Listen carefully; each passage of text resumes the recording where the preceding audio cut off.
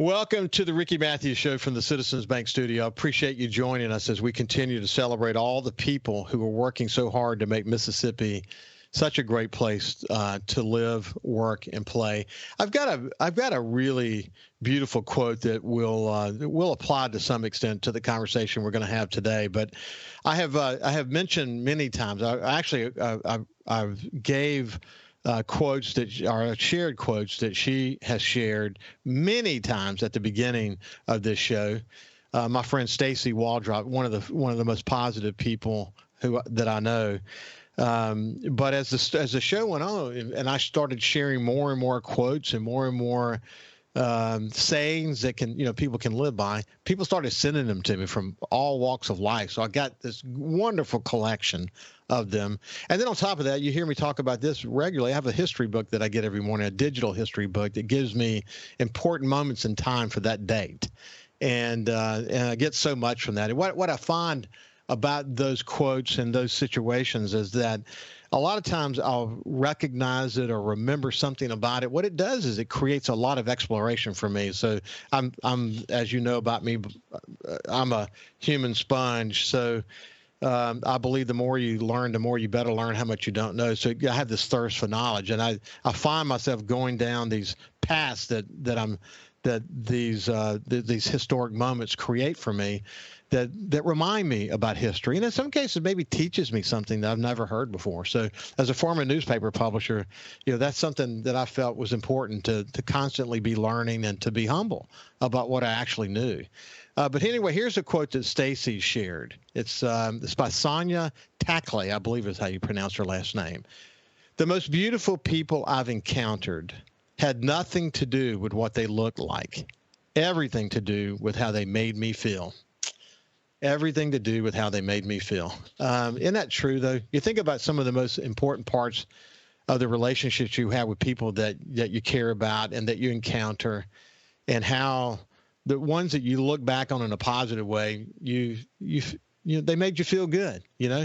Someone said to me early in my life that you should always focus on helping others feel like they're more important than you are. I think if more people would sort of address life that way, you would be amazed at the relationships you would gain and the conversations you would create, and you would make your contribution to giving people that impression that it's everything about the way you make others feel. So anyway, Stacy, I really appreciate you for sharing that.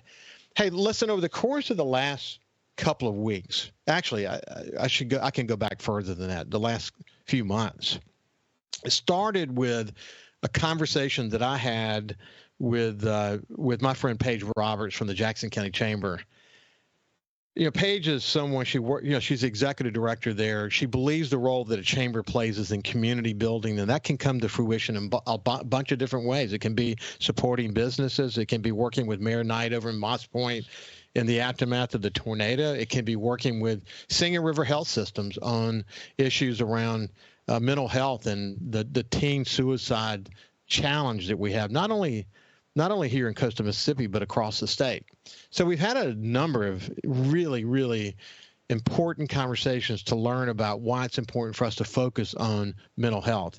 You may remember, too, and I've certainly mentioned it in my more recent conversations with representatives from Singing River Health Systems, but my conversation with Paige and Emma Benoit, the young woman who is a suicide attempt survivor, and the work that she's doing to touch others, to tell her story. It's an amazingly important story. She suffered a spinal cord injury, but what she's doing to really inspire others now, cannot be understated. In fact, in this upcoming mental health symposium that's going to be coming up this Friday, we're going to be talking more about that here in just a second, but she's the featured speaker. I look forward to being there and joining her as we as a community continue to focus on a really important initiative by Singing River Health Systems, a mental health initiative, and lots of different things that are going to be rolling out of that. So we're going to talk more about that today, and I'm just real pleased to be joined by Dr. Roger Ridgeway, who's a psychiatrist, and Ashley Pearson, who's a licensed clinical social worker. and two people that I really look forward to chatting with. But anyway, without any further ado, Dr. Ridgeway, how you doing this morning? Good, Ricky. Thank you for having me on your show, and just excited about this upcoming event this Friday, and to share messages and be as informative as we can to help the community and help folks that have a lot of questions for us. Yeah. And Ashley, welcome to the show. Thank you. So, Ashley, what do you do? Tell me about what you do. Okay, so I am a licensed clinical social worker in private practice in downtown Ocean Springs, and I see a population of adolescents to geriatrics, ages 15 and up. And I specialize in addiction, but I do a lot of co-occurring disorders, so both mental health with an addictive disorder. And I'd say probably about 75% of my practice right now is strictly mental health, not addiction based. Yeah.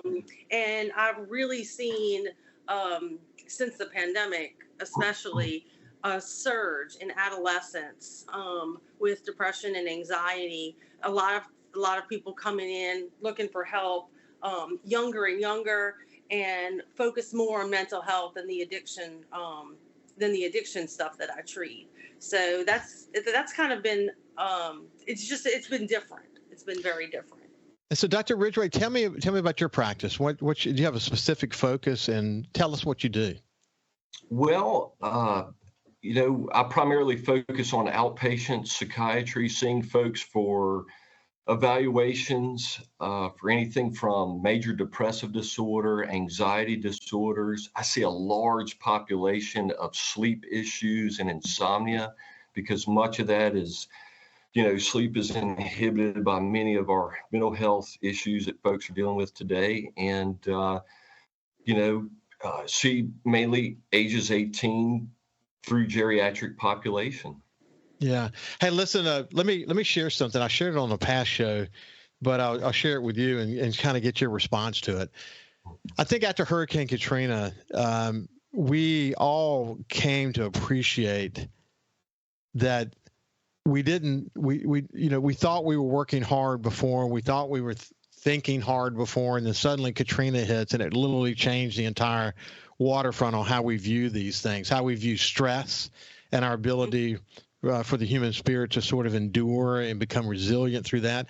We had a full-time psychologist who worked at the Sun-Herald for full-time for like 6 months after the storm. Because imagine, 67 of our employees lost everything they owned. Some lost family members. Our reporters were out seeing some of the most difficult situations you can imagine. And the one day I was having a conversation with the psychologist that we hired, and she says, "Let me give you a simple way to think about this. And I'll just get your reaction to it, Dr. Ridgeway." She said, think about that half of society, and don't worry with the percentages here. The point is going to be very clear. The half of society is near or on the edge, meaning that they have addiction issues, they have financial issues, they have issues in marriage or relationships, or maybe they're stressed out at their job, you name it. They have all those issues. So that's where they are. And then she says, so imagine Katrina hits. Now all of them are now over the edge, and they have some form of need, whatever it might be. We have to assess that. And the 50% that's left, some of them are also over the edge, and the rest are probably on the edge. Very few people are not near the edge after Hurricane Katrina. And the point that she was making, and I see you nodding, Dr. Ridgeway, is that we all have a stress point. We all have a moment when we all going to need some help. And one of the things I think, what came out of our experience is that we need to destigmatize the whole issue of mental health. But why don't you first respond to the fact that when a community gets challenged, everyone has needs. Mm-hmm. That's right. I mean, community needs. I mean, it on a global scale, and when you see your entire infrastructure disappear overnight, and how to move forward after that, and how to take a step, how find shoes on to put on in the morning and to take steps forward. And it is extremely dramatic. And then you have a critical mass of individuals who are now in crisis. And we love to be solution focused, but you're right. We need to continue to talk about mental health because we're on the cusp, with all the societal challenges that we have, and that example being simply Mother Nature. Yeah, to right. A community that was used to seeing hurricanes, but nothing as devastating as that. Right. And I felt it on a personal level. My folks lost their home as well. Yeah. Hey, we'll pick it up from right there on the side. And Ashley, I'll give you a chance to respond. And then we'll bring it back to someone's life and something that might happen in their life and how it affects them and how needs can be created as a result of that as we continue a conversation about mental health in coastal Mississippi. We'll see you after this break. Welcome back to the Ricky Matthews Show from the Citizens Bank studio. As I said as we started the show, what really got our attention around the issue of mental health is the number of teen suicides that we were facing. Three tragic stories, not just three, but three in Jackson County more recently that got a lot of people's attention. And when you begin to focus on that, you start to think about mental health capacity in the community. And I was struck by what we discussed in my conversation with Dr. MJ and Angel about we don't have enough capacity. That's a whole nother conversation. But the reality is we don't have, when we find people who have mental health needs, it's hard to find the capacity to help them. But then you start to think about what does it take for a community like ours to thrive as it relates to mental health. And it's something we need to be more focused on. Mental wellness is something that I think would make a community better. It is a situation that makes a community more resilient.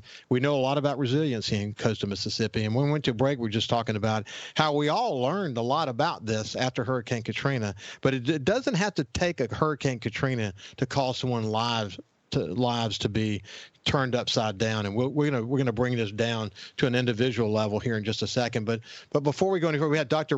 Roger Ridgeway, who's a psychiatrist, and Ashley Pearson, who's a licensed clinical social worker. Ashley, I'll give you a chance to sort of respond to the experience we had at the Sun Herald, and then you can transition us into the relationship between that and really just anyone's life and big events that might happen to cause them to have needs.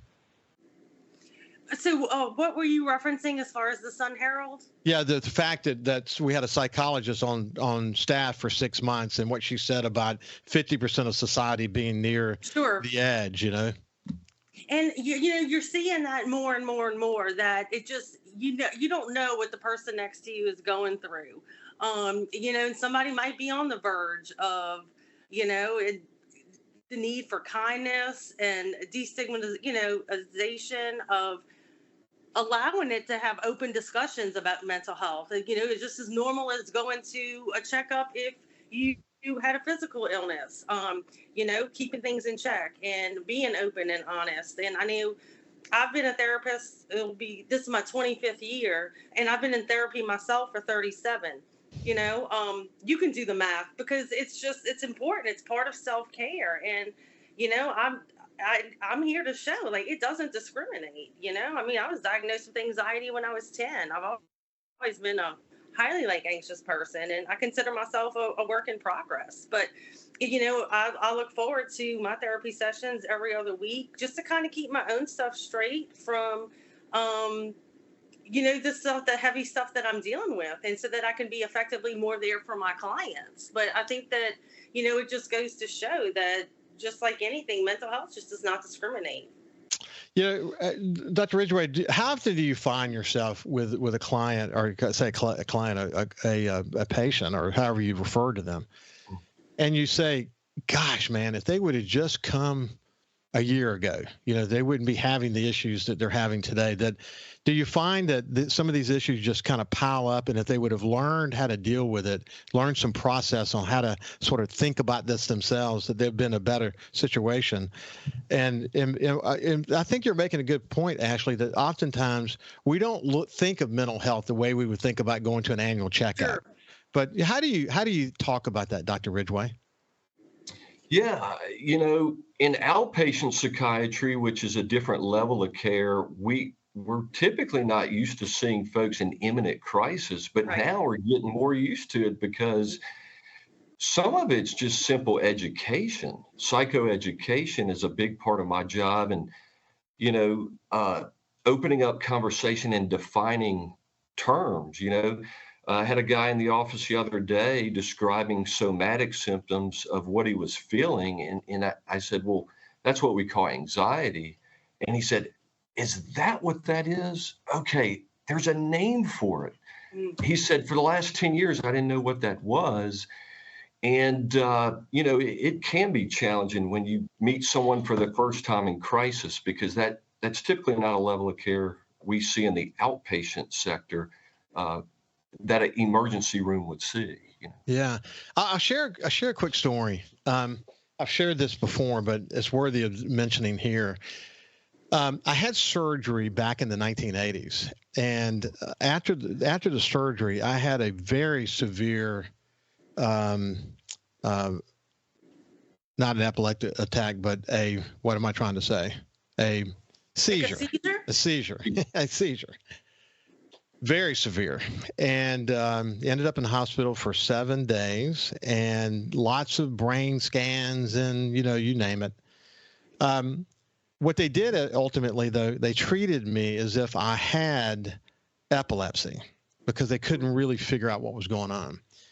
As I was very lucky. In fact, at the time, I was in a pretty intense training program at the Sun Herald, which involved me going to Columbia, South Carolina for 3 months.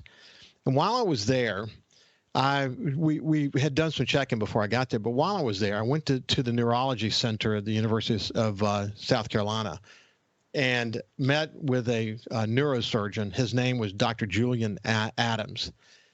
And he did an assessment.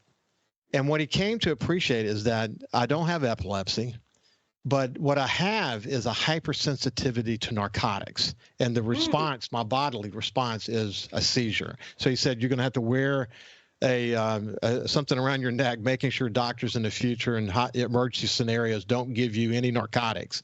You will make a terrible drug addict. But what led me to him was this.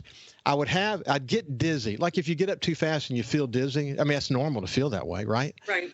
But what would happen is it would trigger anxiety. I would feel like that feeling that just before I had that bad seizure, I would have the feeling like I'm going to have it.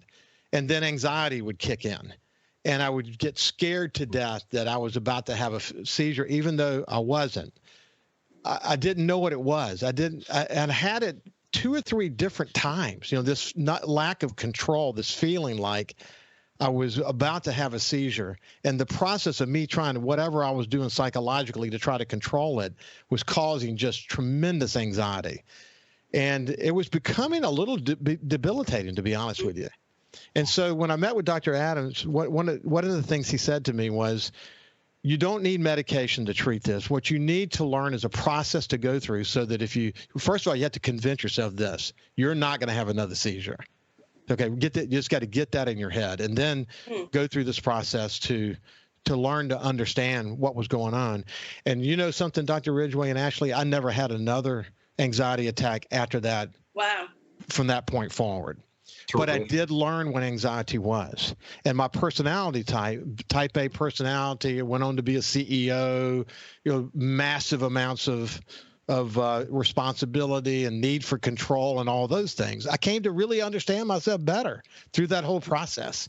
And it made me much more empathetic to people who were going through similar situations. And anxiety, Dr. Ridgeway, it can be completely debilitating. There's no doubt about it. And it's, I'm happy to see more and more folks in the limelight talking about it. I'm a big sports fan. So when Kevin Love came to light, he's on the basketball court in the middle of a high profile game and said, what is going on? And after getting checked out by his primary care physician, and it led to, he was having panic attacks and severe anticipatory anxiety, which is a classic sign of that. And he was open arms, willing to work with a therapist and how to control that. And as he was educated on that, he knew exactly how to deal with that. And now he's speaking more about it. So, Yeah. but it can bring you to your knees and in an instant. It's the ultimate fight. It's the ultimate fight or flight feeling, just shortness of breath. And, it's a very difficult thing, but having personally experienced it, I can really appreciate what others are going through when they say, it's perfectly treatable in most cases, but people have to really come to grips with it and understand it and get counseling around how to lead themselves to a process where they won't find themselves in a situation where they're fearing some inevitable thing to happen that's probably not going to be happening. Ashley, did you want to add something to that? No, I was just going to say, it's really easy, like when you get into that mode to kind of catastrophize and let your brain go all the way places that it usually doesn't even end up happening. And so maybe like trying to learn how to halt that. And it seems like that's what your doctor worked with you on, that anticipatory anxiety, and then dealing with like rebound anxiety and stuff like that, like after the attack. Really, again, everybody has something going on. You just never know it.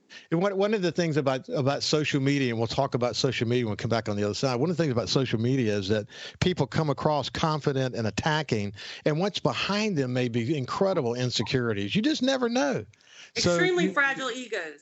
It is a tough world we live in. Hey, when we come back on the other side, we'll continue our conversation with Dr. Roger Ridgeway and Ashley Pearson, who is a clinical social worker, and we're just going to continue the conversation about how do we create better mental wellness in coastal Mississippi. We'll see you after this. Welcome back to the Ricky Matthews Show from the Citizens Bank studio. I'm thrilled to have Dr. Roger Ridgeway, who's a psychiatrist, and Ashley Pearson, who's a licensed clinical social worker. And we're just talking about improving mental wellness in coastal Mississippi. And we'll, in this final segment, we'll kind of zero in a little bit more on this mental health era event that's going to be taking place on Friday, so you can have some critical information about that. But they put together a great panel. It's going to be a terrific conversation. As I mentioned, Emma Benoit will be a featured speaker, and Angel Myers McElrath is going to be an MC. So it's going to be a terrific event. I plan to be there myself. Okay, so let's have the conversation about social media, because listen, the more I see, we can certainly talk about it as it relates to young people, especially teenage girls, and the impact that it's had. The science that's out there about this is just overwhelming. But it's not just them; it's all of society, but specifically young people and where they are in their lives. It's really hard to watch technology kind of change people's lives in such a negative way, when the solution to that is probably not letting kids get on social media sooner, but for whatever reason, parents are not embracing that the way they should. What's your experience, Dr. Ridgeway? Yeah, it's one of those things where too much of what could be a good thing can really turn detrimental. And, words hurt, and there's, and we could even do a whole segment about bullying, but when you are there with technology and some of the cyberbullying that will probably be mentioned this week, is just part of it. But also the perception of others on other people's lives, it really is untrue. Folks who post things, and other folks feeling like they have to live up to those things, and which, as Angel said in prior segment is that it's a highlight reel of that person's life, and maybe a very minuscule of sliver of what's going on. So, yeah, Ashley, what would you add to that? I mean, I see it so much all the time, and it's not really just an adolescent phenomenon. I mean, I like to think that I'm fairly mentally well adjusted, and I mean, you do compare your insides to other people's outsides. And I think a lot of times it's on a like subconscious level. People aren't even aware that they're doing it. But I mean, I found myself on Facebook, started out as a good thing, keeping up with people from high school and college and that kind of stuff. And, and then I got to the point where, I mean, and this is embarrassing, but, I don't mind throwing myself under the bus. Like I'd be looking at the post and like thinking, oh, really, mother-in-law? You're going to like her picture, but not like I mean, how ridiculous. How ridiculous. But it's like, it's just impossible not to compare yourself. And I have seen that with adolescents, especially the younger they are that they have access, the more apps and the more social media that they have is directly correlated to the amount of anxiety. And I think about it so much so that if I ever went back to get my PhD, I would do my dissertation on it. I mean, this research would write itself. I mean, but yeah, I mean, I see it on people like myself in their 40s that, Facebook or, Twitter, that stuff that it doesn't get to me. Well, you'd be surprised. Because I felt like I was back in middle school. Like, why am I, addressing things like this? I mean, this is ridiculous. I'm in my late 40s. It is. People are wanting to put the best versions of themselves forward. Right. And you don't see the real life. And then what happens when the real life gets sort of discounted and they only see themselves in that positive life and they're not dealing with their real life, that's when we start to really see problems. And young girls, I mean, when Emma Benoit tells her story, here's a kid that was on top of the world. And you hear that a lot, don't you, Dr. Ridgeway? You assume the most kids that are active in school, that are involved in everything, but what's happening inside them, they don't feel like they can make anybody happy. And then we get just terrible consequences from coming, in some cases, from thinking that way, don't we? It's true. Kids this day and time, obviously, just a lot more pressure, a lot of attention being paid to things that, when we grew up, probably not as important, and, right. In social environment, societal depictions of being everything to everyone, it's really unhealthy for the community, especially for young kids and adolescents. And we have to promote mental wellness and saying that we have to accept all the parts. So we could be the best teacher, we could be the best athlete, we could be the best executive until we're not, right? And then when we're not, we have to be willing to accept that and know how to cope with that. Yeah. So, hey, Dr. Ridgeway, give me a sense of the difference between psychiatry and psychotherapy. Yeah, it's a great question. So psychiatry dates back way back into probably the 18th century, where we started to develop interest in the biology of the brain and how that affects behavior and mood. Now, back then, neuropsychiatry was one specialty, and psychiatrists did both biological treatments and other treatments, surgical treatments even, but also engaged in analytical therapy. And now as we progressed, over time, therapy focuses solely on some of the behavioral techniques and, psychological aspects of treating mental illness and evaluating for such, without really addressing the medical side, the biology behind that, and they do overlap at times.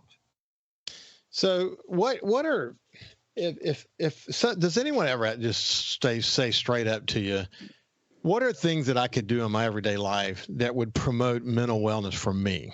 You know, do people ask you that question? All the time. And I respond, how important is this aspect to you?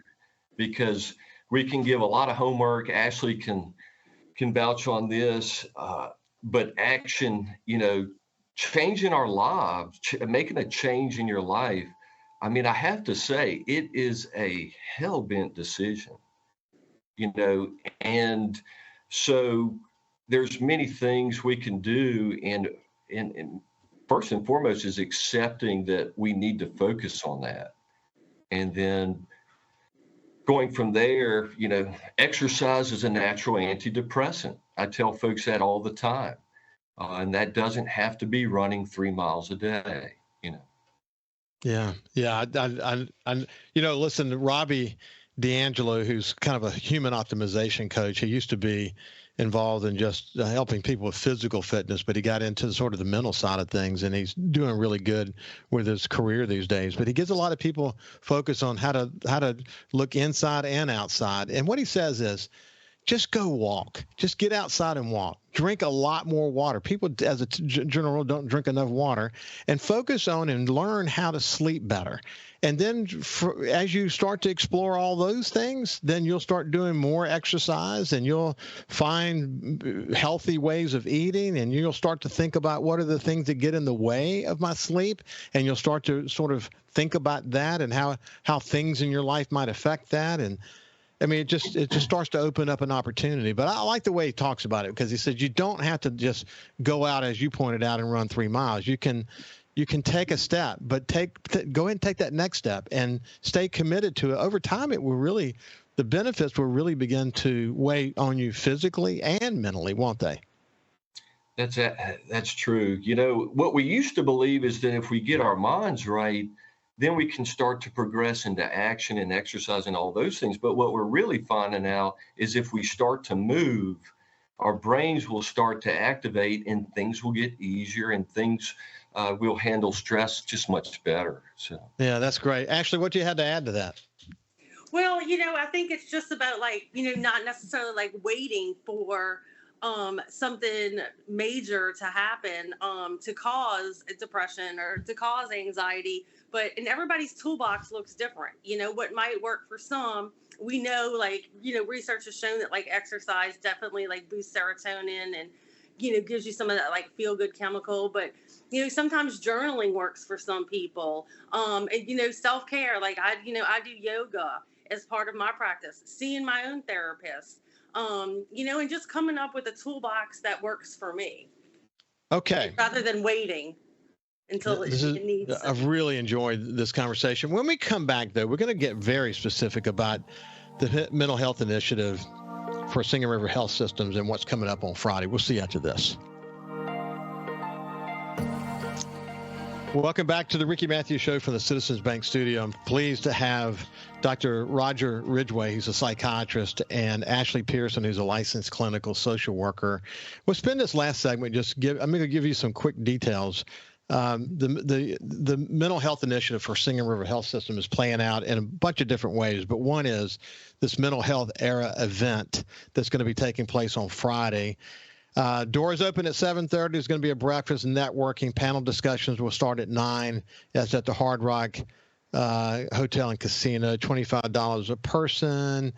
And, there are several aims. We're aiming to foster open conversations, reduce stigma, and build a supportive community for those affected with mental health challenges. There's going to be panelists, physicians and mental health professionals and individuals, and crisis management and grief and preventive care, anxiety and depression. It's really covering the waterfront. And, of course, I mentioned that Emma Benoit, who is a Louisiana native, is going to share her inspirational story of triumph following the tragedy of a suicide attempt that left her with a spinal cord injury. And she is a real inspiration. I'm deeply touched by her story and by her light, the light that she's projecting, the light of hope that she's projecting these days. Really, really important. So you guys are going to be involved in this, Dr. Ridgeway. I mean, it's anytime that you can reach out to the community and focus in these ways, that's a good day for your profession, isn't it? It is, and just appreciate us having this opportunity, having this platform, and to do that with an awesome keynote speaker. And Emma Benoit, had the privilege of seeing her speak 3 or 4 months ago, and she's amazing, articulate, and we're going to be informative at this event. So. You know what's striking about her story is the moment she pulled the trigger, she knew she had made a mistake. Absolutely. And she says that she wasn't trying to kill herself per se, but trying to relieve the burden on others. And the story that she tells today about it's okay to be vulnerable, that vulnerability is a strength, and teaching about that and how that sort of eventually evolves into a story of hope. How can, even in your profession with what you've seen, Dr. Ridgeway, you even personally have to be touched by her, this light that she shines, this hopeful light that she shines, that we can hope inspires other young people. Absolutely. You know, to be there and, and for her to go through this and to continue to work hard in her endeavor to try and walk again and be there, to be an outspoken person on this issue and really just eminently saving lives, folks resonating with others and introducing this idea of Hope Squad, which, what we'll be talking about there, and how to get connected from an adult and adolescent standpoint and to decrease and intervene or decrease suicide. Yeah. And intervene early. So Hope Squad is so powerful. Ashley, you got to be pleased to be engaged in this as well. I'm very pleased. I mean, any day that we can talk about mental health in an open environment that just fosters more knowledge and leads to, decreasing that whole stigma is a positive day. And I can't wait to hear Emma speak. I've never had the opportunity to hear her speak before. So I'm really looking forward to hearing another Louisiana native share her story and her inspiration and her hope. So I'm excited. She has gotten national attention. There's a documentary that she shares with students, and when she speaks, that kind of tells her story.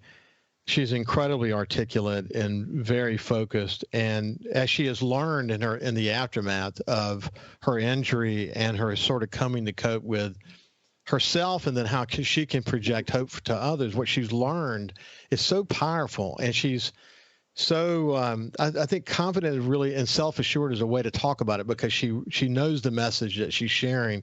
She knows it can save lives. She wants to touch as many people as she can. And actually, we got done talking with her when we had her on the show. I actually sat down as if she were one of my former employees and wrote a development plan for her and sent it to her, because I think she has incredible talent beyond what she even is aware of. I mean, I could see her as a national news anchor for a major network or something like that, and let her find her gift in doing that, and by increasing the awareness that she creates by doing a great job at something like that, then she can use her voice to touch others in the process. And sure. She'll find her way. I think she's thinking about psychology or something like that. There's no doubt she'll make a gigantic difference. But when you put all these voices together on Friday, I think it will go a long way toward helping destigmatize the issues around health care. Somebody said mental health care. Well, someone said I think it was Paige Roberts said we ought to talk about emotional security and maybe mental health. People think about schizophrenia and certainly that's part of it. But at the end of the day, we're talking about mental wellness is what we're really talking about. Hey, listen, it has been a pleasure to spend some time with you, Dr. Ridgeway and Ashley Pearson. Look forward to getting back together again. Likewise, Absolutely. Ricky. Really appreciate it. Thank you. You bet. And we'll see you tomorrow, and hopefully we'll see some of you on Friday at the Hard Rock on Friday morning. You can do a search on it and find all you need to know about it. Have a great day, and we will see you tomorrow.